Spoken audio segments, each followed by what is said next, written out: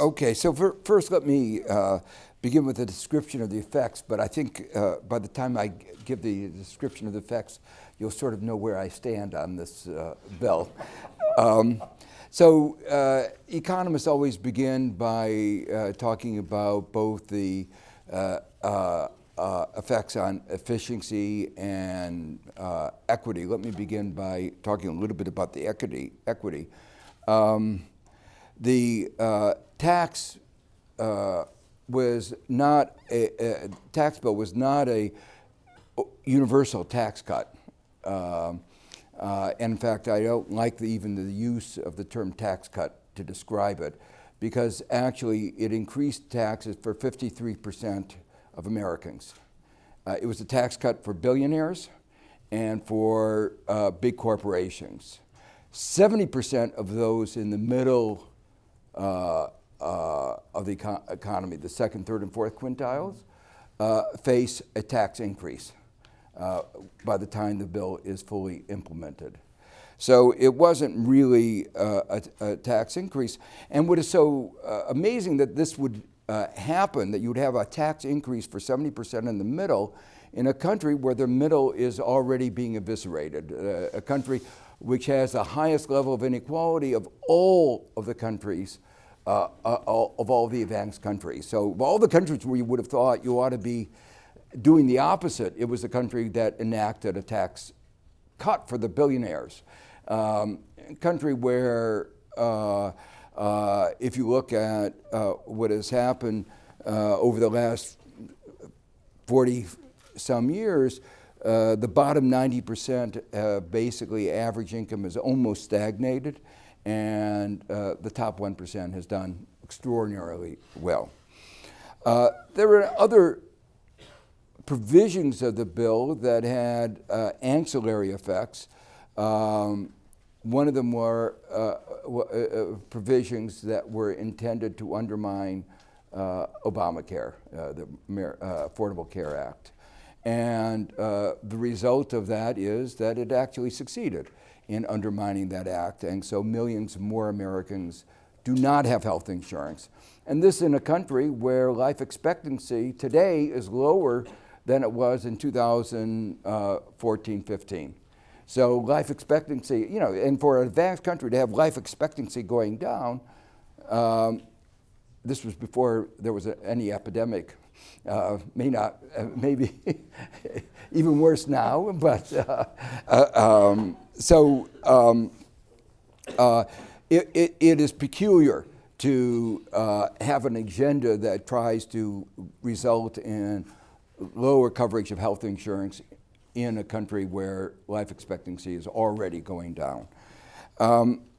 In terms of distortions, the way to think about the corporate income tax part is that with deductibility of interest, depreciation allowances, and this bill also introduced deductibility of investment, the tax is close to a tax on pure profits and on monopoly profits. And the reason why it's important to conceive of it that way is the basic economics is that tax rates on pure profits have no distortionary effect. So this is as close as one can get to a non-distortionary tax. It's not perfectly non-distortionary, and I'll come back to that in a second. But a lot of the rhetoric is about a tax on capital. But because you can deduct investment and you can deduct interest, you're actually, it is not a tax on capital, it's a tax on rents. The question then is, do changes in the tax rate, and particularly in this case a reduction in tax rates, lead to more investment? Would they be expected to? There's one exception, that there are beggar thy neighbor policies where you try to lower your tax rates to attract investment from other countries. That's why we'll have a little discussion in the international dimension. But outside of that, if you were in a closed economy, there's a very strong theory that lowering the corporate income tax does not lead to more investment, and in fact may lead to less investment. And empirically testing this is not that easy. The clearest test was done in Australia, where they did a very sophisticated econometric test, and it showed that lowering the tax rate does not lead to more investment. And that particular econometric study had a lot of influence in the discussions in Australia in their decision not to lower the corporate income tax.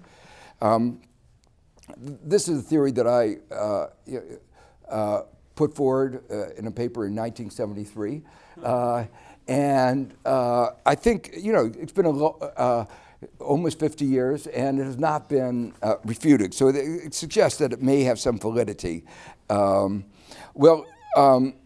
you look then at what actually has happened in the United States, the argument of the administration was that it would lead to more investment. It would, the Council of Economic Advisors, you mentioned I was chairman of the Council of Economic Advisors, there had been across the board a bipartisan view that the council should have a modicum of respectability. And that, as I say, the Republicans and the Democrats maintained that until the Trump administration. And the Trump administration said that the tax cut would lead to a $4,000 increase in wages. Now, it's absurd. So if you look puzzled, you should be puzzled, because it was really absurd, and it was an embarrassment for an institution that had had a kind of long history of trying to maintain, against a lot of political pressure, let me say, maintain certain standards. And unfortunately, I think, like a lot of the institutions that are under attack, this is one of them that has suffered. So the facts are, investment has not increased. In fact, the share of investment of GDP has gone down, in spite of the fact that the rate of return has gone way up. The rate of return after tax has gone way up. Where did the money go? It went for share buybacks. They reached a record level. So about $800 billion in 2018. Some people think it's even more than that, but very, very high. The public investment probably will also eventually be hurt for two reasons. One may sound a little self-interested, but I happen to think that education is very important for growth, and that investments in education have high returns. And this was the first tax bill, probably in any country, where you taxed education. Universities like Harvard, Columbia's too poor, but Harvard, Princeton, Amherst, I don't know where NYU is, but are for the first time have to pay a tax on their endowment, as if these were profit-making institutions. So it really was an anti-education. But there is another provision that really discourages investment, public investment, in that a lot of the important public investment occurs at the state and local level. And the dynamic parts of the economy, which are the country, the two coasts, rely, because they believe it more strongly in progressive taxation, they rely on income taxes and property taxes, which tend to go up with the wealth that you have. And they eliminated tax deductibility of income taxes and limited tax deductibility of property taxes, which eventually will translate probably into less public investment. So both on the private side, there's less investment, and on the public side, there's less investment. There's a recent literature that shows more generally that lower tax rates at the top and lower corporate taxes lead to more, do not lead to more growth and lead to more rent seeking. Because basically a lot of the income at the top is rent seeking, and if you tax it lower at a lower rate, it encourages people to engage in more rent seeking. That's work of Piketty and Saez. So that brings me to the next effect on growth. Not a surprise, given that investment hasn't gone up, that it hasn't had much effect on economic growth. There's a kind of a sugar high that if you put in a deficit of $1 trillion into the economy and low interest rates for the phase of the business cycle we're in, the economy should grow more. And what is striking is how little the extra growth was and how short-term it was. So just to give you a little bit of a flavor, the average growth during Trump's administration has been about 2.1%, and the average growth in the latter part of the Obama administration was 2.44%. Job creation is lower in the last 3 years than it was in a comparable period in the Obama administration. So it really didn't give rise to a lot of growth. It didn't give rise to a lot of employment. And the economy was on a trend of lower unemployment rates, and that's continued. But the remarkable thing is the U.S. employment rate is actually markedly lower than European employment rates.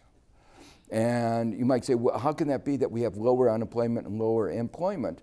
Well, we have a couple of tricks that we use to keep our unemployment rate down that Europe could maybe take advantage of. One, we put a lot of people in prison. About 0.8% of the working age population are in prison, and many of them are engaged in forced labor. So that helps get the unemployment rate down. We also have a very unhealthy population, and that's consistent. The decline in life expectancy is associated with an increase in morbidity. So a lot of people are disabled and or not actively seeking work. The GNP, the gross national product, will be lower at the end of the 10-year horizon. And usually we talk about GDP, gross domestic product. Gross domestic product refers to what is produced in the country. Gross national product is the net income of the people in the country. What's the difference? Well, if our GDP goes up, if our income goes up, but because we've had to borrow lots of money from abroad, then the income is written in checks abroad, okay? So the income of Americans, income produced in the country may go up, but the income of Americans may not go up. And that's what's been going on. So the deficit, the multilateral deficit, which is the only part of the deficit that economists care about, the multilateral deficit has gone up about a third since he took office. And that's not a surprise because that's related to what you talked about, sometimes called the twin deficit problem. When the fiscal deficit goes up, the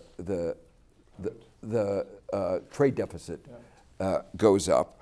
And the U.S. Overall trade position has really worsened. Just one number that I found amazing. The net indebtedness position of the United States has increased by more than 10% in the last 4 quarters. That's really an amazing statistic in one year for the net indebtedness position of the United States to increase by 10%. So the outcome of all this, as I say, is that these tax bills are 10-year bills, and the estimate now is that at the end of the 10 years, gross national product will be lower than it was at the beginning, relative to what it was forecast to be.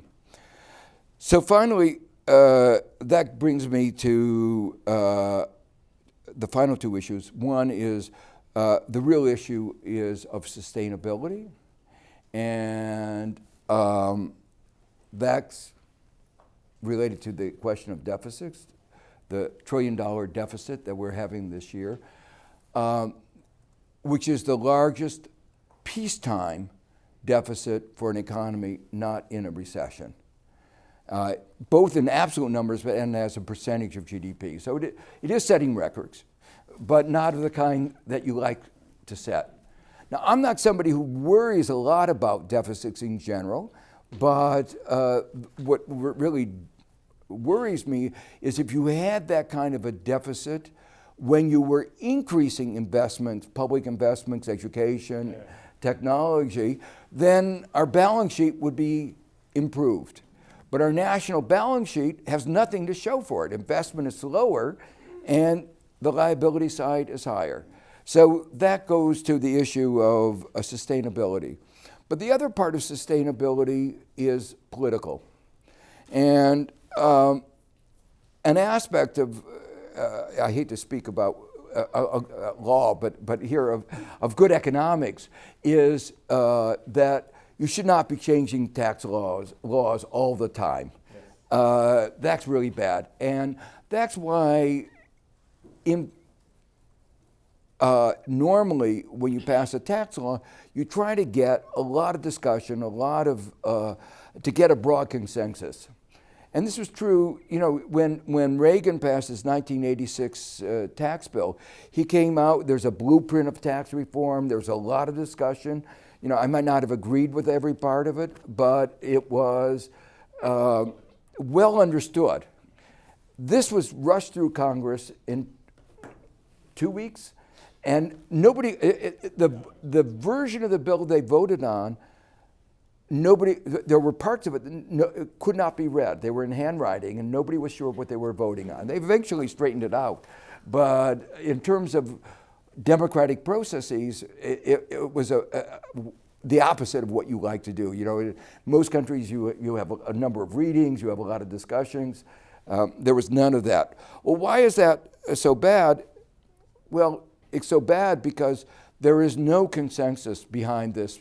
In fact, remarkable for a tax bill, a majority of Americans opposed it in polls after it was passed.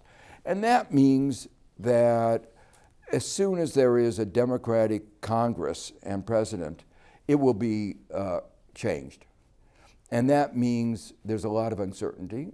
And that may account for some of the lack of investment that would normally have been, might have otherwise have been expected. There is a backlash against the corporations paying zero taxes. A very large number of the top 500 corporations did not pay any taxes in 2018. And that obviously is politically dynamite. And so this is not sustainable. As I say, one of the concerns that you probably have is that it is very likely that the next Democratic administration will not make any effort to reduce the deficit because their view is they've cleaned up after the Republicans consistently and get blamed for raising the taxes or cutting public benefits as a result of a Republican tax bill for billionaires and corporations. They're not going to do it this time. And so what you will see is the deficit will stay along the CBO projection with no change. And what you will see is a change in the tax structure with a lowering of income taxes for ordinary Americans, an increase in tax rates at the top, an increase in tax rates in corporations, and an increase in public investments in infrastructure and technology and education. So I think if you're worried about the deficit. It's going to be with you for a while. And let me just finally, I won't say anything about the international part because I'll leave it to the next. But there are two other general observations that will be picked up in the following discussion. Modern tax analysis, especially of corporations, is markedly different from the past. In the past, the basic reference model has been the competitive model. That's what is taught in most courses.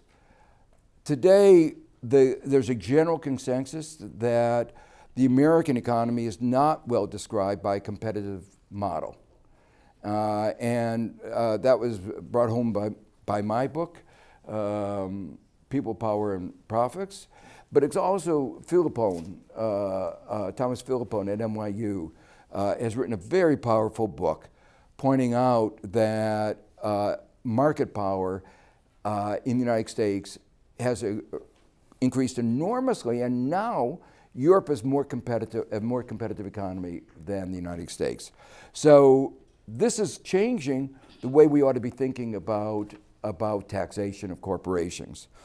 The second point is that going back to the reform in 1986, under Reagan, it was about base broadening and simplification. This is not reform in the way that it has been what we meant for reform in the last third of a century. This complicated the tax law, gave a lot of income to our lawyers as they try to figure out what this law means. So it's actually introduced more complexity. It's not simplified and not really base broadened. It's created a lot of more exceptions. So it's going exactly the opposite direction of what reform is supposed to do.